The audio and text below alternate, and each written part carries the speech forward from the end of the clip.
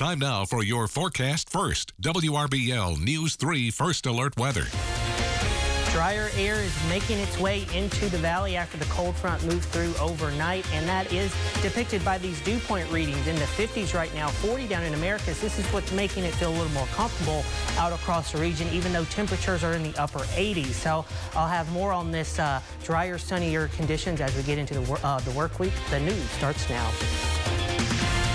On your side, this is News 3 First Edition. Tragedy in the Chattahoochee. We're hearing from Whitewater Express after the death this weekend of a rafter. And on News 3's First Alert, Chief Meteorologist Bob Jeswald. We're kicking off our third annual Kids Summer Covered right here at Zelmo Zip-In, right at the corner of 13th and Veterans Parkway. We're here till 6:30, and we're here to stop hunger issues with children. You can make all the difference. For $3 can feed up to 18 meals and more coming up. The news starts right now. Good evening and thank you for trusting News 3. I'm Teresa Whitaker. We begin with a News 3 follow-up this afternoon. New concerns surfaced following the drowning of a man in Columbus. Officials confirmed it happened when a raft flipped in the Chattahoochee River during a Whitewater Express trip. News 3's Ashley Garrett joins us live from the Riverwalk with one of the newly surfaced concerns. Ashley. Teresa, we have covered several river rescues, and each time we've heard crews say, if you have plans to get into the river like the one you see behind me, then please, please, please wear your life vest. Well, according to representatives with Whitewater Express, the victim who died was doing just that. And tonight, many are concerned, and they're asking, how did things go wrong? Let's go to video now as I bring you up to speed with this case. According to the Muskogee County Coroner Buddy Bryan, 46-year-old Alvin Lino of Atlanta was pronounced dead Saturday night. You're looking at pictures that were provided to News 3 by his aunt, Radiant Spaghetti. Officials say his body was recovered by EMS crews on the Phoenix City side of the river. Tonight, the Columbus Fire and EMS Department is weighing in on river safety. I can't speak to what happened, the circumstances that day, but I can tell you that anytime you enter the water, you are taking a measured risk. So you need to make sure you take the proper safety precautions, but also at the same time understand that it's a dynamic environment and anything can happen.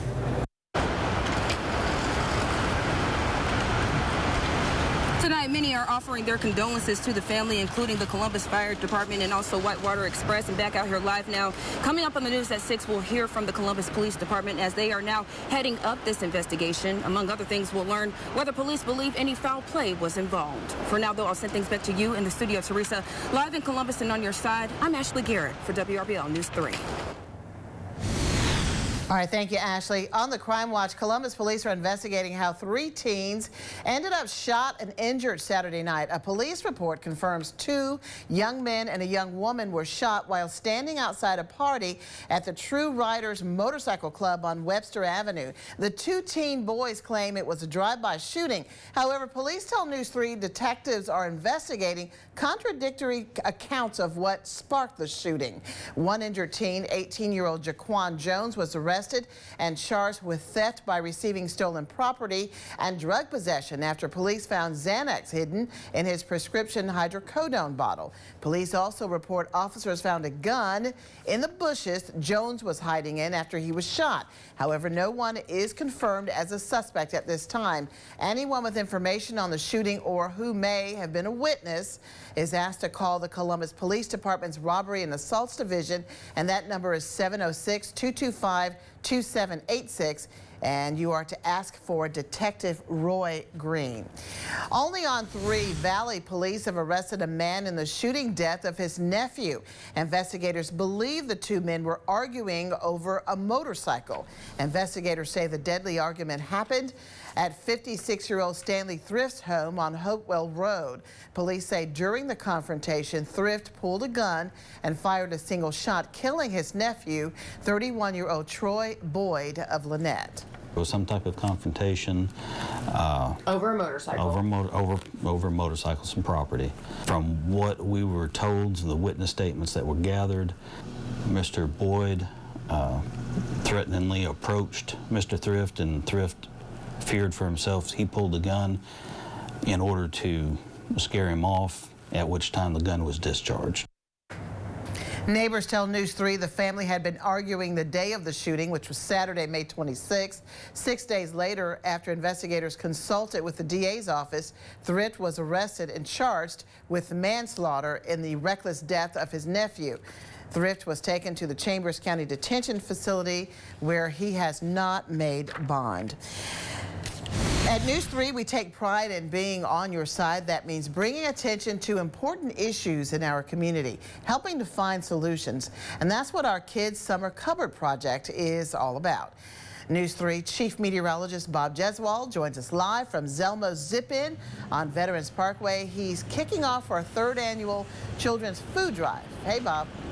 That's right, Teresa. It's amazing how fast time goes by, and it's good to hear your voice, Teresa, on this wonderful weather day outside. As Cody's telling you, it's dry, no excuse not to come out till 6:30. We're at Zelmo Zip-In, right on 13th Street, Veterans Parkway, easy to get to, and we're here till 6:30, and we've been having a great turnout today. But I want to tell you about our presenting sponsor, Daniel Appliance, who has been amazing, and John Foy & Associates. You know, he's a strong arm who gets behind this, because 1 in 4 children are not getting adequate meals.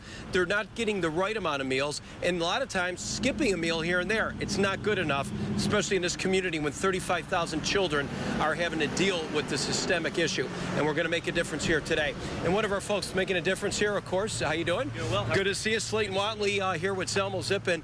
Slayton, you've been doing some great stuff. We've been here all day. Generous support. You can see already what we have, even some monetary donations. What else do we need to do as a business community, and whatever else we need to do to make it better? Yeah, well, I think more things like this is a good start. I know we're super excited to be a part of this. Seeing the turnout here, I knew it was going to be good working with Feeding the Valley, but honestly, I'm pretty blown away by this. So partnering with more organizations like this, I think, is a good start.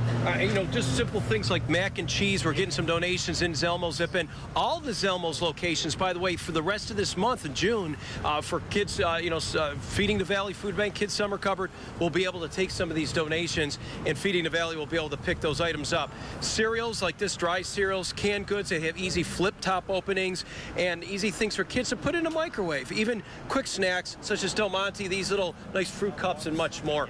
We appreciate you being our host, and this is great all month long. Teresa, we're going to have more coming up because you want to hear some of the mission statements behind this effort that we do every year. And this 3rd annual one is getting bigger and better, and you're certainly, the folks out there watching now, get a big hurrah from us here. So we hope to see more of you coming on down till 6:30. Right here at Zelmo Zip-In, 13th Street and Veterans Parkway, reporting live. Chief Meteorologist Bob Jeswald, back to you, Teresa. All right, thank you so much, Bob. Well, happening today, it's also the kickoff of the USDA school summer feeding programs across America. The Muskogee County School District has 24 local schools set up to serve breakfast and lunch Monday to Thursday from 8 a.m. until 9 a.m. for breakfast and 11:30 a.m. to 1 p.m. for lunch. Cafeteria managers tell News 3 they are happy to give up their summer vacations to support students who depend on them for the next meal. It's an honor for me. It's an honor to come to work every day to feed kids that I know that need it. It's a great need for a lot of kids. If they don't have this program, they're not going to eat. Lee County and other school districts are also participating in the USDA school summer feeding programs. Find a participating school nearest you on our website at WRBL.com. Well, a new baseball team is coming to Phoenix City for people with autism and special needs. Taylor Duncan, Commissioner and CEO of Alternative Baseball, says he wants to offer opportunities to young people he wasn't provided as a child.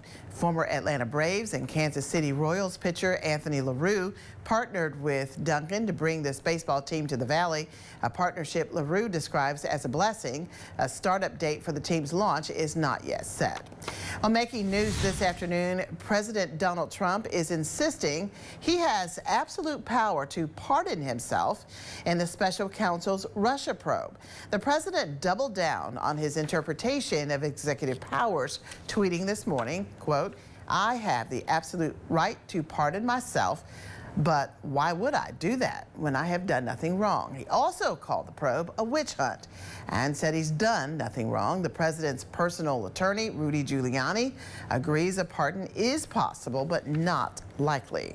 Pardoning himself would just be unthinkable, and it would lead to probably an immediate impeachment. Well, the president called the special counsel's investigation unconstitutional, and his lawyers want the whole thing wrapped up as quickly as possible. Some lawmakers suggest there's a faster way to end it. The president could testify. The president's legal team, however, is trying to avoid a subpoena from special counsel Robert Mueller, forcing Mr. Trump to testify before a grand jury in the Russia probe. Well, we are kicking off our 3rd annual Kids Summer Cupboard Food Drive. We'll be back checking in with Bob when we return. Plus, in our Health Watch, it's hard to watch stories on the news that involve bad news like natural disasters or school shootings, and doing so could be affecting your physical well-being. As always, the best way to stay connected with us here at WRBL is to like and follow us on social media. We're on Facebook, Twitter, and Instagram with the latest breaking news, sports, and weather. Right, Cody? That is right, and that's where you can find the latest WRBL First Alert forecast as well. Now, we did manage to reach a high temperature of 88 degrees this afternoon, but it didn't feel like the upper 80s with those lower dew point values. But I'll have more on what to expect for your Tuesday and the rest of the week coming up. Autosports. News 3 First Alert Weather Radar, brought to you by the Georgia Lottery. Now, News 3 brings you your First Alert forecast. Welcome back. First Alert meteorologist Cody Nickel in for Chief Meteorologist Bob Jeswald this afternoon. Now, your weather headlines: lower humidity, so it's not as hot as it was the past couple of days, and going to be sunny and dry through the week, so rain chances will return later this weekend or later this week into the weekend, but they're really slim at the moment. So right now, satellite radar showing high pressure starting to build in from the north, so that's bringing in some drier air behind this cold front that produced some showers and storms across the region yesterday. So it was quite a beautiful day out across the region, plenty of sunshine, and temperatures out there reflected that. 88 degrees right here in the Fountain City, Albany at 88, Dothan 88, so pretty much everyone was in the upper 80s. Even some cooler temperatures up across the North Georgia mountains around 82 in Dalton, but around here locally, it's pretty much the same, 85 to 84, back to 87. So you get the picture. It was pretty beautiful out across the region, even though temperatures were in the upper 80s, because the dew point is in the 50s. This is what's making it so dry out across the region, because the readings are back in the 50s as opposed to the 70s that they were over the weekend. So here's that overnight forecast. Mostly clear and pleasant out across the region. We'll get a few clouds out across the region, and temperatures will be 65 degrees. So it could be a little cooler thanks to that drier air, and moving up, the winds will be out of the northwest at 5 miles per hour. So hour by hour for tomorrow on your Tuesday. We'll start off a little cool in the middle 60s, but then by the noon hour, we're already back up into the lower 80s at 83 degrees. But then we'll once again be like it was today, up in the upper 80s at 89 degrees for your Tuesday forecast. And then by the 10 o'clock hour, we're up in the upper 70s and lower 80s. And here is that 7-day forecast. So not a lot to talk about here. 89 for tomorrow, like I said, 90 on Wednesday, 91 for your Thursday, and then rounding out the week, we're still in the 90s, so pretty much a uniform copy and paste forecast to the rest of this week. And up until the weekend is when we'll start to get that a little shortwave moving into the area, which will increase our rain chances. But as you can see, stray shower on Saturday, Sunday just isolated, and then Monday isolated, so not a lot of rain even when it comes back in the forecast by the weekend. All right, nice little stream there of some nice no rain days. It's welcome. Use that. Yes. All right, thank you so much, Cody. Well, let's head back out now to the kickoff of News 3's Kids Summer Cupboard campaign. Chief Meteorologist Bob Jeswald live with more on our 3rd annual Children's Food Drive. Hey, Bob. All right. Well, we're collecting this food right now, Teresa. Again, you know, obviously from canned goods to dry food items, pasta, many items that are easy for kids to get access to and make sure they don't skip that meal. It's important that they get adequate meals and the right nutrition. And again, many of them skipping meals because they're not at school. They're at home during the summer. Parents are working, and maybe they don't have the means to just do that. So again, our sponsors, Daniel Appliance and John Foy and Associates, the Strong Arm, and of course Zelmo Zippin, helping us today to host this location. It's been phenomenal. Great location here till 6:30, so I'm happy to see this. I have, of course, Danny Hill. Come on, Danny. Okay, Sergeant, retired. How are you there, brother? Great, sir. Good to see you. The mission continues. You're a volunteer with them, and you've seen it firsthand how important every dollar can make for these kids to make sure they get the right meals that they're skipping. Yes, sir. I believe a hungry kid is not a happy kid. So if we keep them happy and fed, they should be good. Feeding the Valley does a great job in making sure we get food out to our community. And I'd like to make a challenge out to my vets. Do it. There it is. $1 donation can make 6 meals.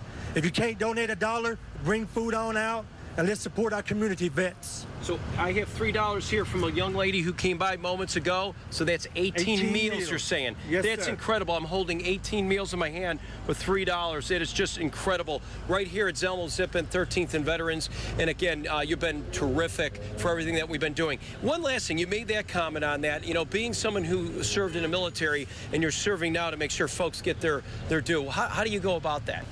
The Army always have a motto to take care of one another. So I believe in our community that we all need to take care of one another. And if we see a hungry child or a hungry family, let's take care of them. Right. That's all it's about. Teresa, taking care of our community. 35,000 in our community that need help right now. Feeding the Valley Food Bank and our Kids Summer Cupboard working hard. And, of course, all our sponsors involved. We're coming back with more in just a minute so you can still make a difference. All right, Bob, thank you so much. Well, when we return on First Edition, can being bombarded with bad news from around the world have a negative impact on your health? That's just ahead in today's Health Watch. Stay with us. We'll be right back.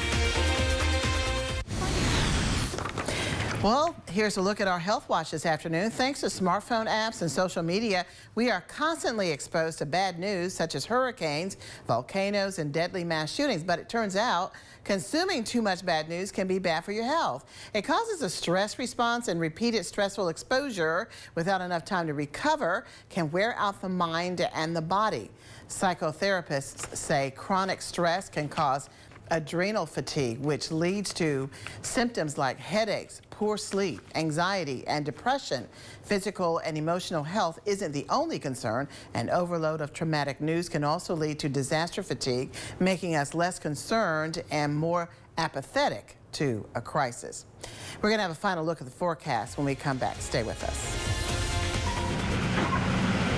Welcome back to News 3 First Edition. Chief Meteorologist Bob Jeswell on a glorious day here at Zelmo Zippin. And again, our sponsors who get behind this really give us that extra oomph to do what we need to do. And John Foy and Associates, the strong arm, gets behind it every year. Here we are, 3rd annual, and John Foy had something really good to say to get you to your pantry right now. Childhood hunger is a very serious issue facing Georgia. For many kids, the only meal they receive is provided by their school. When school is out, there is little to no food at home. We all need to acknowledge this problem and do whatever we can to put this issue to an end. All right, now if you can get to your TV screen, just take a glance, get a pen and paper, write some of these items down.